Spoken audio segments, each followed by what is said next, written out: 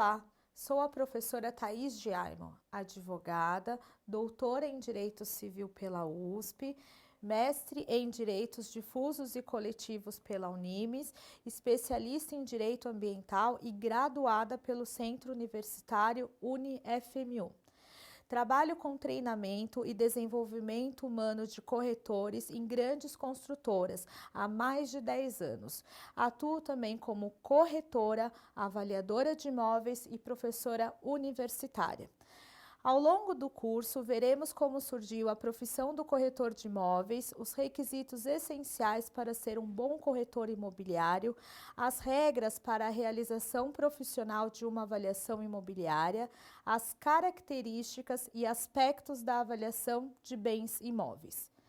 Também conheceremos a história da avaliação de imóveis, perícia judicial, vistoria, metodologia e elementos de depreciação. Você será capaz de entender como funciona o mercado imobiliário e o passo a passo para a realização do laudo técnico de avaliação mercadológica, o PITAM, parecer técnico de avaliação mercadológica. E assim, tentar encontrar soluções para essas situações, preparando-o para o mercado de trabalho. Então, vamos começar. Vamos começar com a história e a atuação dos corretores aqui no Brasil. Como se deu e quais os valores que compõem a história da corretagem imobiliária. Vejam de início que quando o Brasil começou a ser colonizado, vieram para cá as pessoas que habitavam em Portugal e que para essas pessoas, para que elas colonizassem o nosso país, não havia uma cobrança, não eram cobrados os preços pelos imóveis onde elas se instalariam. Na verdade, nesta época não havia ainda uma noção de precificação do imóvel, né? Porque as pessoas vinham graciosamente e eram contempladas, né, pelas capitanias, por exemplo, capitanias hereditárias. Porém, a partir de certo momento, lá no período colonial, com a vinda da família real, da corte real para o Brasil, houve a necessidade de ocupação de alguns desses imóveis, ou por situações estratégicas, por localizações especiais, ou porque já havia ali uma construção adiantada e pronta para receber, né, as pessoas que acompanharam esta comitiva, que acompanharam esta chegada da família real ao Brasil. E de início, esta ocupação, se assim, né, podemos dizer, não indenizava, não havia ainda um pagamento para que estas pessoas que aqui estavam instaladas saíssem de suas casas, porque já estavam aqui há mais tempo, e, né, desocupassem esse imóvel para recepcionar os novos moradores. Então, de início, logo lá, né, atrás, nesta época mais remota, algumas pessoas desocuparam seus imóveis que haviam lhe sido concedidos pela própria coroa e saíram, né, mesmo tendo feito benfeitorias, tendo construído, reformado ali eventualmente aquela instalação, saíam sem nenhum pagamento. Porém, esta situação gerou na população que aqui estava um certo desconforto, e este descontentamento fez com que surgissem agentes de negócios imobiliários, ou seja, pessoas que se propunham a transacionar, a conversar com esses moradores e ao mesmo tempo conversar com os novos ocupantes, a fim de se chegar a um valor de indenização por esta desocupação.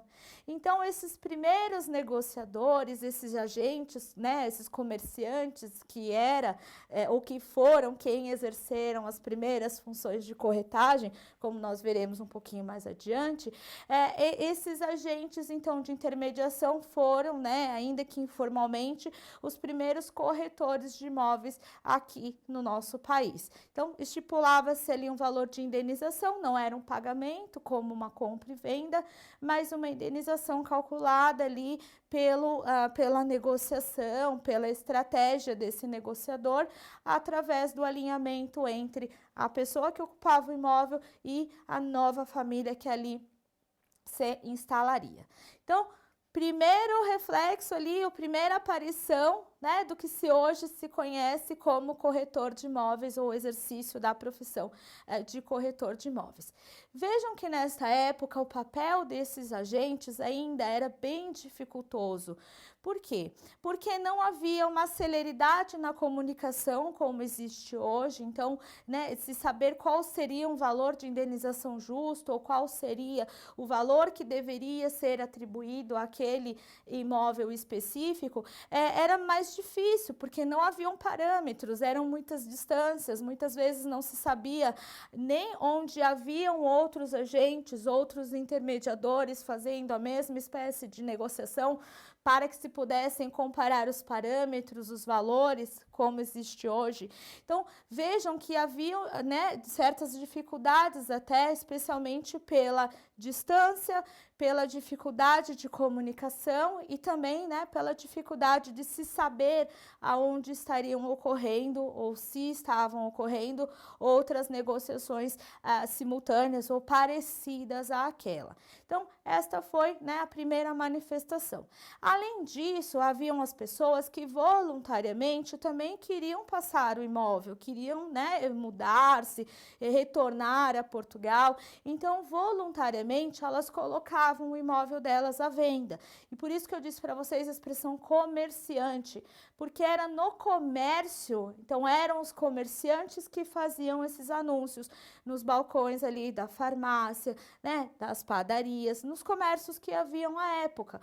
Então, por isso, né, que quem que montava ali ou quem que compunha o mercado imobiliário, os atores no mercado imobiliário à época? Comerciantes, leiloeiros e os agentes intermediários. E onde eles se encontravam, pessoal? Eles se encontravam em praças, em locais de grande circulação. Para o quê? Para noticiarem que estavam negociando determinado imóvel, que queriam colocar determinado imóvel à venda, que estavam ali em busca de algum imóvel para comprar. Então, eles se encontravam em praças, em grandes comércios, em grandes centros ou em grandes eventos que houvessem naquele momento histórico para noticiarem essas informações. Então, vejam, né, quanto à dificuldade da informação, se nós compararmos ao cenário de comunicação que nós temos hoje, era um fator que demorava um pouco para que os negócios fossem concretizados ou atrasavam um pouco as negociações existentes à época. Somente em 1937 que foi reconhecido ou originou-se o primeiro Sindicato Nacional de Corretor de Imóveis. Neste momento, portanto, em 1937, reconheceu-se a profissão de corretor de imóveis com esse status, inclusive ali protegida ou tutelada pela existência de um sindicato. Um pouco mais adiante, em 1962, houve a criação de uma lei para regulamentar o exercício profissional do corretor de imóveis. Esta lei trouxe garantias de direito, trouxe prerrogativas e também deveres que os corretores de imóveis deveriam, né, se atentar e cumprir àquela época. Então, apenas a partir de 1978 que houve a exigência na lei para que aquele que quisesse exercer a profissão de corretor de imóveis terminasse, concluísse o curso técnico de transação imobiliária, o nosso TTI. Antes disso, a existência de um título de técnico em transações imobiliárias ainda não era necessária para o exercício profissional do corretor de imóveis, apenas a partir desta reformulação e até hoje, né, permanece a legislação desta forma. Aquele que pretende, portanto, exercer a profissão de corretor de imóveis deve concluir o curso TTI, ser portador do título técnico em transações imobiliárias e, além disso, realizar a sua inscrição no CRESSE, né, no CRESSE ali respectivo. A história da atuação dos corretores de imóvel, como nós vimos, perfazem desde a época, né, ou tem reflexos ou relatos desde a época da chegada da Corte Real Portuguesa ao nosso país, através da atuação dos agentes de negócios imobiliários, posteriormente, né, a figura do corretor de imóveis e a Associação Profissional dos Corretores de Imóveis, que originou em 1937 o sindicato, como nós vimos ali, dos corretores de imóveis. Após isso, passamos pela organização e reconhecimento da profissão de corretor de imóveis em 1962, depois com a legislação de 1978 e a partir dali estruturação do COFES e do CRESSE.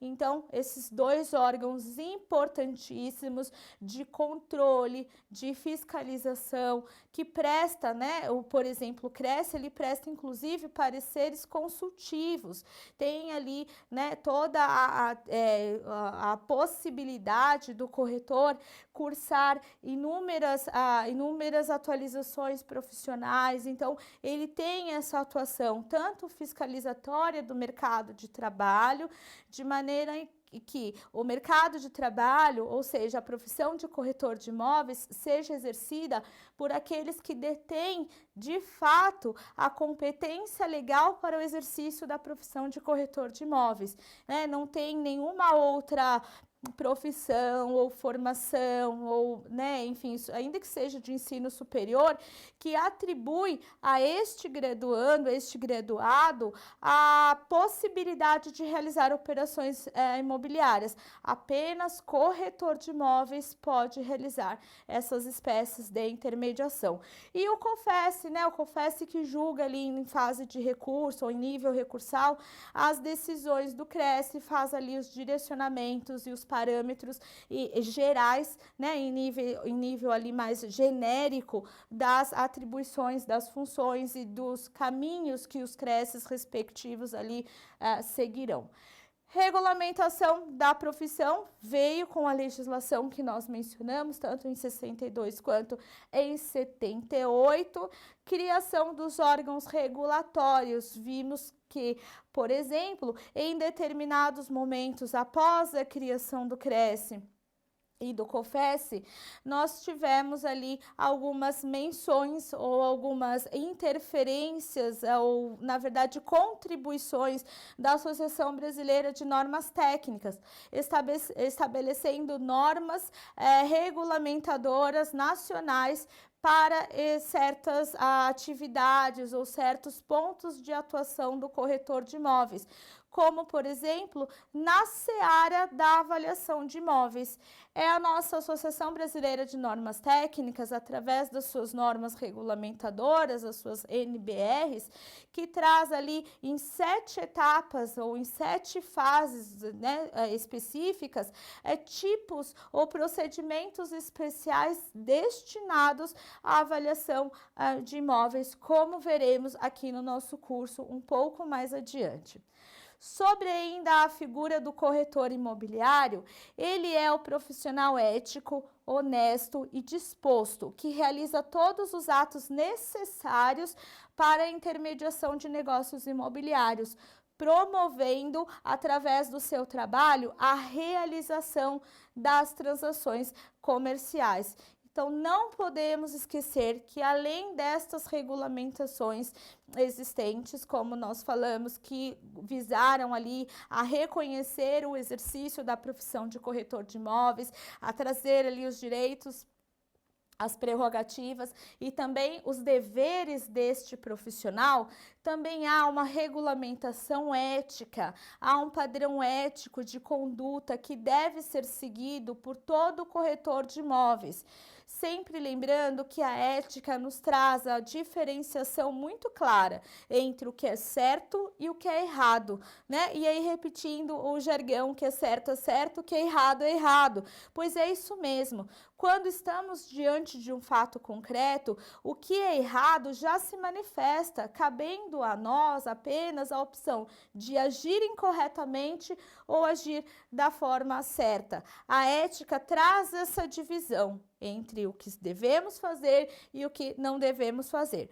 Porém, para não ficarmos em eventual análise subjetiva, no sentido de que o que parece certo para um pode ser que não seja ou não pareça certo para outro, no exercício profissional da nossa profissão não há dúvidas, porque além de haver esse parâmetro, esse critério que poderia ser pessoal, há uma regulamentação, ou seja, tornou-se lei, tornou-se um código de ética a estipulação desses padrões de conduta. Então, não há mais margem de dúvidas, não há mais subjetividade nesta análise.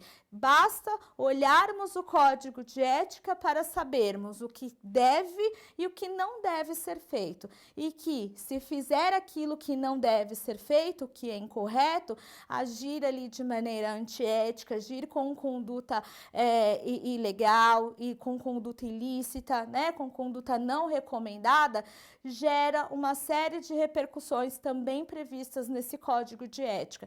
Então, que podem, ao final ali, culminar com a cassação do registro profissional em última análise. Então, não há margem aqui, né, de dúvidas. A nossa ética está regulamentada em legislação específica. Sobre as características profissionais do corretor de imóveis. Então, vamos lá. Primeira característica, já falamos, que é a habilitação legal para o exercício da profissão.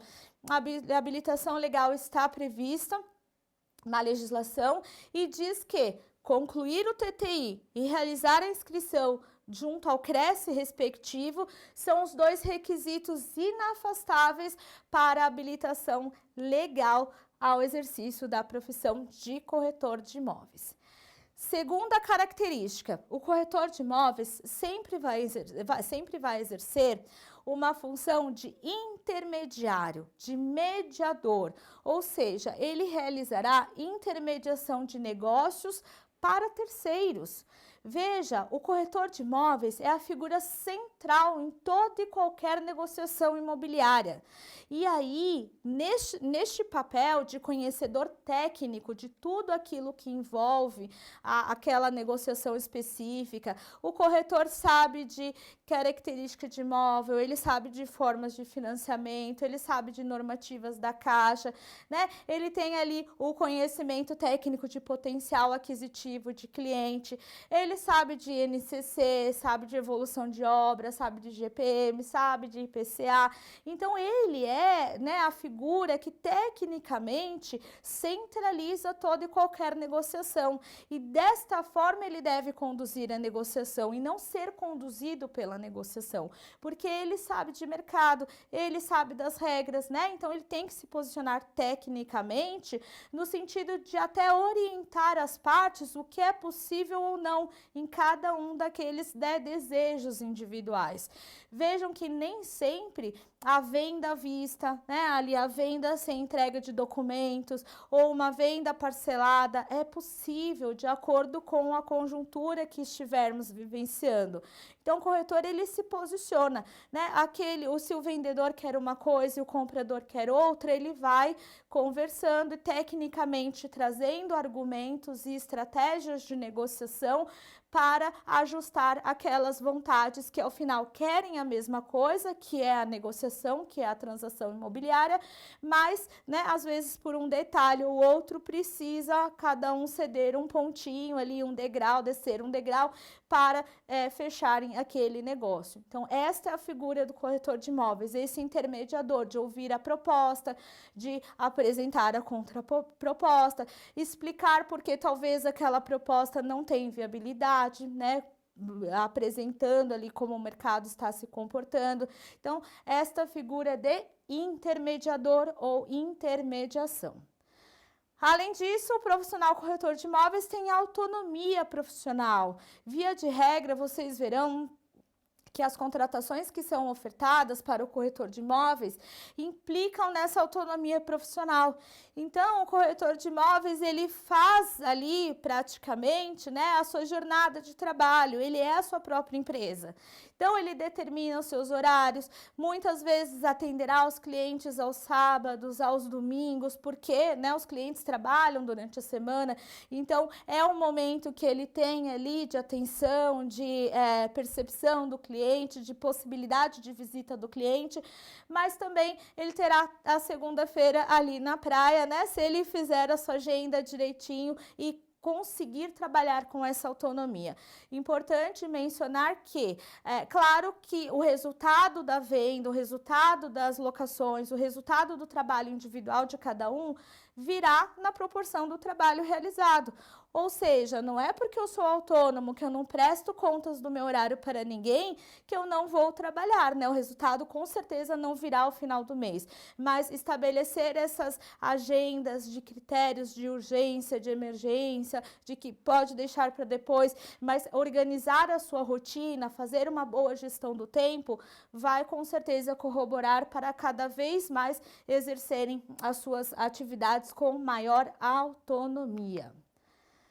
Legitimidade para o exercício da profissão. Olha lá, o exercício da profissão depende de prévia habilitação e inscrição, sujeitando-se às normas dos conselhos regionais, dos CRECES respectivos e do Conselho Federal, que é o COFES. Então, né, temos ali a nossa regulamentação muito clara, sendo certo que aquele que exerce a sua profissão não estando de acordo com a habilitação legal, ou seja, aquele que não é corretor e que exerce funções de corretor de imóveis, está sujeito, olha lá, à lei das contravenções penais, no seu artigo 47, que entende ser a atividade ilegal da profissão, ou exercício ilegal da profissão, aquela forma de trabalho, aquele método, aquela conduta de trabalho, sem habilitação legal para tanto, né? Imaginem vocês, é um médico que faz ali a pessoa que não é médica e que faz ali uma cirurgia, né, gente, ali cerebral, uma cirurgia na cabeça de alguém sem ser médica. Contravenção penal, não pode, além de outras implicações, inclusive no nosso Código Penal. Não pode, exercício irregular, exercício ilegal da profissão, tem consequência tanto administrativa, junto ao órgão de classe, ao CRECE, ao COFES, como também nas searas ali penais e cíveis, com eventuais, inclusive, possibilidade de condenação, de reparação, de indenização, inclusive danos morais em última análise. Sobre a remuneração do corretor de imóveis. Para esta finalidade, ou seja, o percebimento da corretagem, da taxa de corretagem ou ainda da comissão imobiliária, esses são os termos mais usuais no nosso mercado de trabalho, existem tabelas específicas que trazem esses percentuais mínimos que têm que ser cobrados em todos os contratos de intermediação imobiliária. Não podemos praticar valores abaixo daqueles percentuais previstos em tabela. Hein, gente? Não se esqueçam. Por exemplo, o CRECE traz ali numa tabela os percentuais que são exigidos ou que devam ser cobrados para o caso de uma compra e venda de um bem imóvel numa região urbana. Assim como há ali um parâmetro estabelecido se essa mesma compra e venda se der com referência a imóvel numa região ali rural. Então, a tabela traz com exatidão todas essas possibilidades, né? Todos esses parâmetros que devem ser seguidos. E não é diferente a tabela ali, ou a existência de uma tabela que nos traz também os parâmetros que devem ser cobrados nas avaliações de imóveis. Então, uma coisa, né, é a cobrança dos honorários de corretagem, a comissão, a taxa de corretagem, e outra coisa é o custo do trabalho, né, o preço do trabalho pela realização de um laudo de avaliação imobiliária. Para esses dois cenários, nós temos tabelas específicas. Aos engenheiros também existem tabelas ali junto ao CREA que estabelecem valores e parâmetros e formas de cobrança pela confecção de laudos de avaliação de imóveis. Sobre o pagamento das comissões ou das avaliações de imóveis, segue a regra geral que na compra e venda de bens imóveis usados, via de regra, quem paga é o vendedor. Ou seja, numa intermediação de compra e venda de imóvel, quem paga a comissão é o vendedor, salvo estipulação em contrário. Por quê? Pode ser que naquele contrato de compra e venda, de acordo com o ajuste de vontade das partes, seja pactuado diferente daquilo. Inclusive, ali, meio a meio, pode ser que o corretor receba metade de vendedor e metade da sua comissão paga pelo comprador.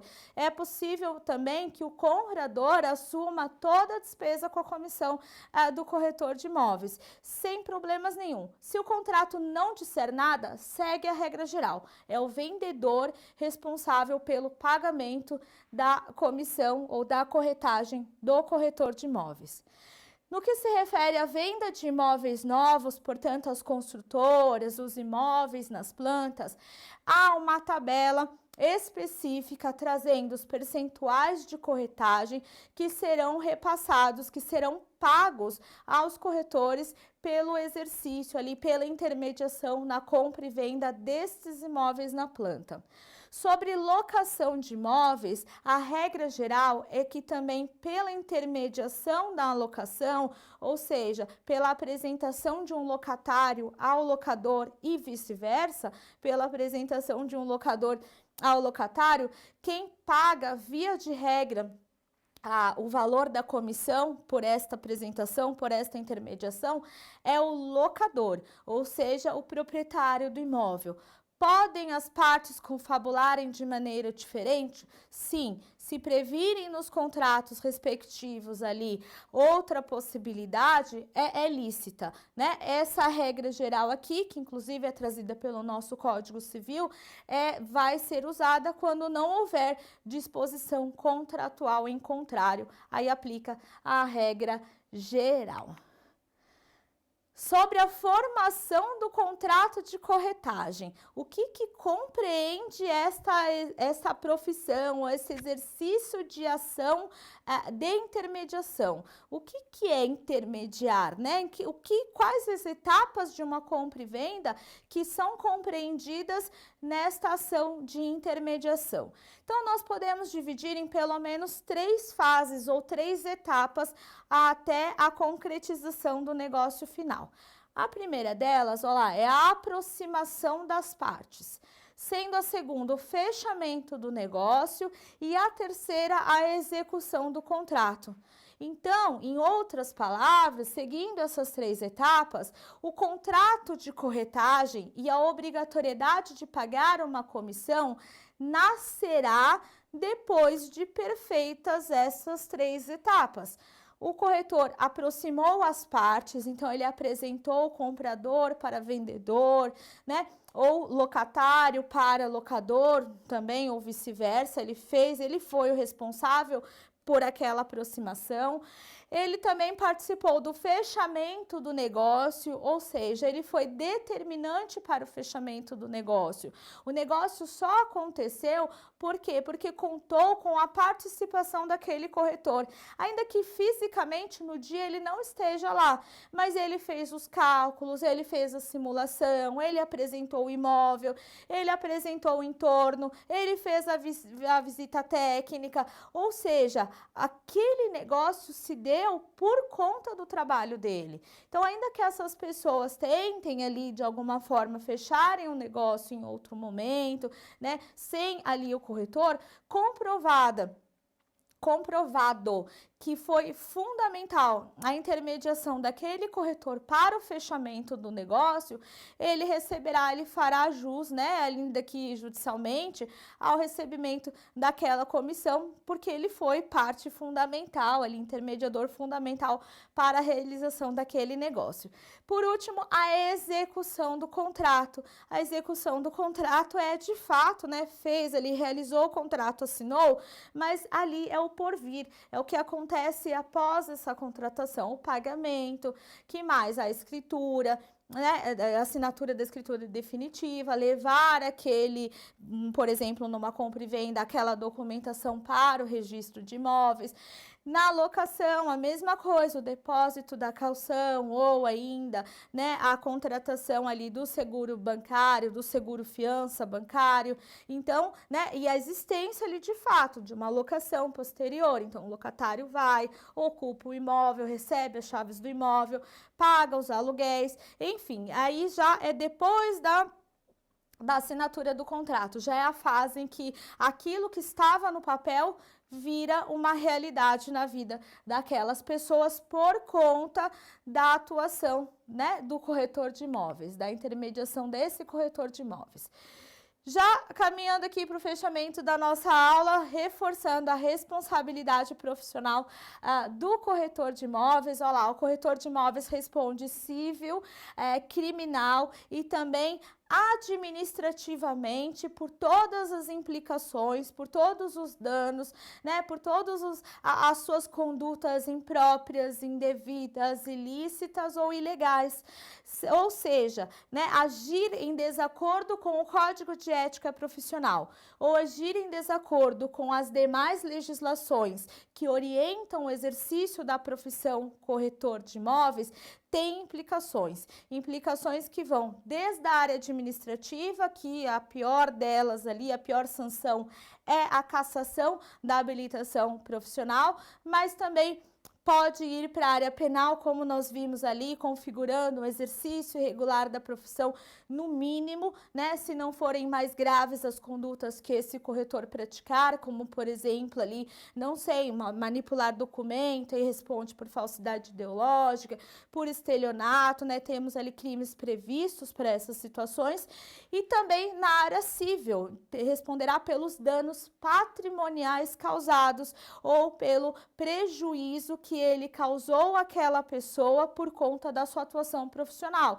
né? Então, se ele não analisou corretamente uma certidão, se aquela venda deixou ou fez com que a pessoa deixasse de estar em outro lugar, de investir em outra coisa, de receber algum valor, todas essas situações patrimoniais, tanto de prejuízos efetivos como de potenciais prejuízos futuros, além de dano moral, serão reparados na seara civil, né? Através ali da responsabilização civil do corretor de imóveis no desempenho das suas condutas. Então, só cuidar, né? Agir corretamente, com transparência, com ética, com probidade, de acordo com o que diz ali a legislação, e não haverá problemas nenhum para vocês, corretores de imóveis. Chegamos ao fim de mais uma aula. Não deixem de consultar o material de apoio de vocês na plataforma, né? Material complementar. E espero que o conteúdo tenha sido produtivo. Nos vemos numa próxima aula.